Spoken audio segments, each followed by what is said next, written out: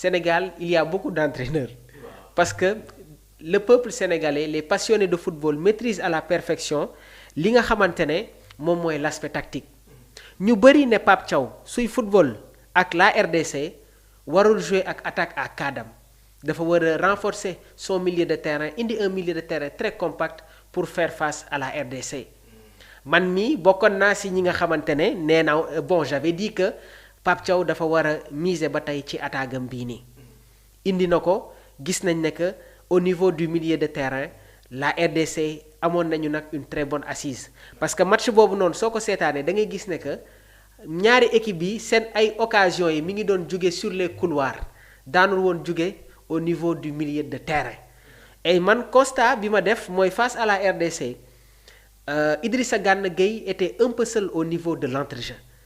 Pape Alassane Gueye première mi-temps bi je vais dire qu'il était quasi absent mais deuxième mi-temps bi sax si lañ ko commencé woon di gis muy indiwaat beneen registre bu bees mais fekk na boobu les milieux de terrain de la RDC boobu nekk nañ si avec les présences de Sadiki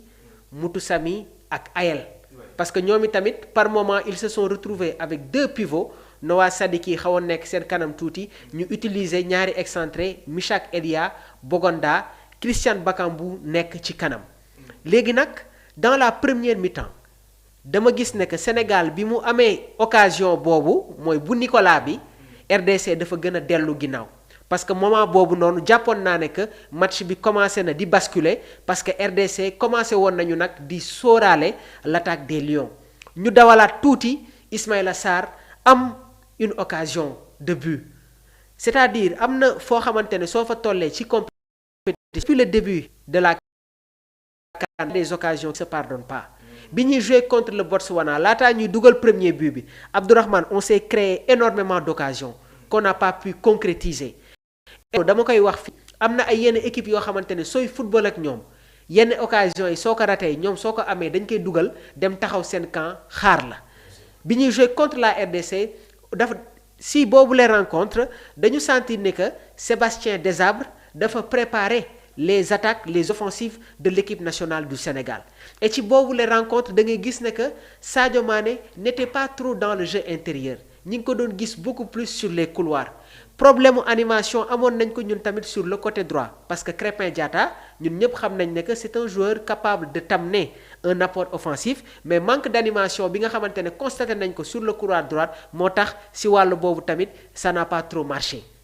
donc cela veut dire que dans l'aspect tactique dans la gestion tactique am nañu ay appréciation yu bëri yoo xamante ne war nañ ko indi ci wàll boobu noonu léegi nag je pense que le match nul bi nga xamante ne am nañ ko face à la RDC va nous faire du bien parce que daf ñuy permettre encore une fois tey jii ñu def des rectifications et man Abdourahmane bugguma Sénégal boo xamante ne day ñëw ci match de poule am 9 points génn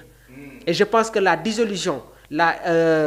tey jii nii désillusion bi nga xamante ne amoon nañ ko en Côte d'Ivoire war nañu servir d'exemple c'est un tournoi c'est une compétition boo xamante ne il faut jouer match par match loolu nag entraîneur bi comprendre na ko waaye nag dans la deuxième mi-temps ñu bëri comprendre ñu les substitutions de Pape Bouna Thiaw loolu su ma ko waxee mooy en un moment donné Pape Thiaw dafa mel ni comme si dafa doon bâcler li nga xamante ne moom mooy ses remplaçants parce que nag bi Ibrahima Mbaye duggee amoon nañu Ibrahima Mbaye amoon nañu Sadio Mané Habib Diallo après bi ñu génnee Iliman Ndiaye da nga gis ne que dafa dugal Cheikh Tidiane Sabali loolu mu nekkoon un risque parce que la RDC ñoom kon si moment boobu noonu dañoo opérer ay changements renforcer seen milieu de terrain et ñun ñëpp xam nañ ne que Idrissa Gana Gueye bi ñu demee ba à la 70e li mu dépensé xawoon na bëri trop donc il y avait que Lamine Camara au sein de l'entrejeu de l'équipe nationale du Sénégal et loolu nag c'était un danger. Donc je pense que il y a des choses yi nga xamante ne war nañ ko rectifier au sortir de cette rencontre première chose bi mooy l'efficacité avant-hier dégg nga la réaction de Mbaye Diagne ñi ngi koy nuyu dinañu rejoindre ci plateau bi nee na Pape Thiaw dafa yéex a def ces changements parce que man jàpp naa ne que première mi-temps bi biñ ko joué suñu ñëwaatee ba à la 60e Pape Thiaw moment boobu noonu la waroon def ces changements oui commencé ko par génne Nicolas Jackson parce que tamit nag am na yenn joueurs yoo xamante ne ci yenn match yi suñu defulee premier mi-temps bu baax jarul ñu koy forcer dans la deuxième mi-temps. Au niveau du milieu de terrain Pape Alassane Gueye dafa am carton jaune donc changement bi man jàpp naa ne que foofu da nga koy def rapidement génne Pape Alassane dugal Lamine Camara. Ibrahima Mbaye Ismaïla Sarr aujourd'hui xam nañ ne que il y a un problème qui se pose mooy Ismaïla Sarr ne s'est pas remis totalement de sa blessure.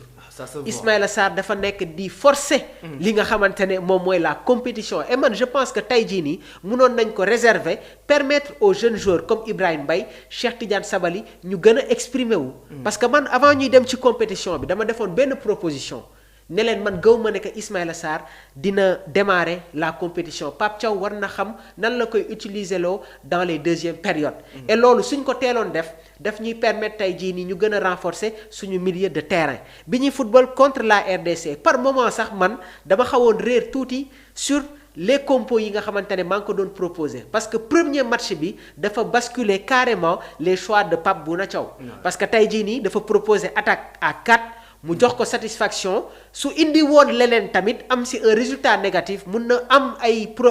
appréciation yi nga xamante ne du baax ci kawam. mais ñun ñëpp xamoon nañ ne que waroon na am benn similitude si schéma bi nga xamante ne moom la ñu proposé woon bu ñuy football ak RDC au stade des Martyrs. parce que le Sénégal match boobu noonu mi ngi ko gagné parce qu'on avait remporté la bataille du milieu. mu indi woon Idrissa Gana Gueye Pape Alassane Gueye ak Lamine Camara. et ci match boobu noonu dañu sentiroon ne que Lamine Camara servait de link entre les différentes lignes. Lamine Camara était très important dans les phases de transition parce que moom moo doon alimenté ak Pape Alassane Gueye attaque bi nga xamante ne moom moo nekkoon ci kanam Nicolas Jackson Iliman Ndiaye ak Sadio Mané. beneen constat bi nga xamante ne def naa ko ci match bu ñu joué contre la RDC mooy nos attaquants n'étaient pas trop dans la permutation et ñun suñu occasion yi suñu jeu bi yépp dañ ko orienté woon sur le côté gauche. et loolu je pense que c'est une première ñu koy gis depuis que Pape Bouna Thiaw est à la tête de cette équipe là. et tamit beneen constat bi mooy suñu transition yi dafa yéex trop Abdourahmane. maanaam si suñu ay construction le Sénégal prend trop de temps. Krépin Diatta Kalidou Koulibaly Idrissa Gana Gueye Kalidou Koulibaly qui joue avec Moussa Niakhaté qui joue avec Ismaël qui joue avec Gana mais au fait on a perdu trop de temps li ñu perdre ci ay temps ci construction bi mais dafa bëri trop parce que nag à un moment donné la RDC dañ leen doon gis ñu nekk ci benn bloc bas waaye tamit ci benn période bi gis nañ leen ñuy exercer un pressing au bloc médian. et Sénégal dafa am loo xamante ne daf ko raté ci boobu les rencontres muy le gegenpressing parce que Pape Thiaw bi ñuy jouer contre la RDC ak bi ñuy football contre Angleterre à chaque fois que l'équipe nationale du Sénégal perdait la balle dañuy gaaw dem récupérer ko. donc loolu noonu le gegenpressing mooy yow tey jii soo pertee balle bi entre les 6 et les 7 secondes qui suivent da nga ko war a dem récupérer parce que day nekk ci moment yoo xamante ne équipe bi dafay nekk ci benn déséquilibre. léegi nag je pense que aujourd'hui ñun ñëpp d'accord nañ ne que l'équipe nationale du Sénégal doit jouer avec un schéma 4-3-3. 4-3-3 parce que ñu bëri jàpp leen actuellement même si bu fekkee ne Pape Thiaw dafa opter le choix offensif mais tamit l'équipe manque d'équilibre ci milieu terrain bi est-ce que yow trouvé nga ne loolu am na ou pas. xam nga ce qu'il faut savoir mooy Iliman Ndiaye. contre la RDC moom moo doon jouer comme numéro 10. bi ñuy jouer contre le Botswana moom moo doon jouer comme numéro 10. man bi may joxe sama compo face à la RDC dama leen wax ne que Ismaïla Sarr doit se retrouver sur le côté gauche mais Iliman Ndiaye nga football loo ko ci registre bi nga xamante ne moom lay football avec son club Everton parce que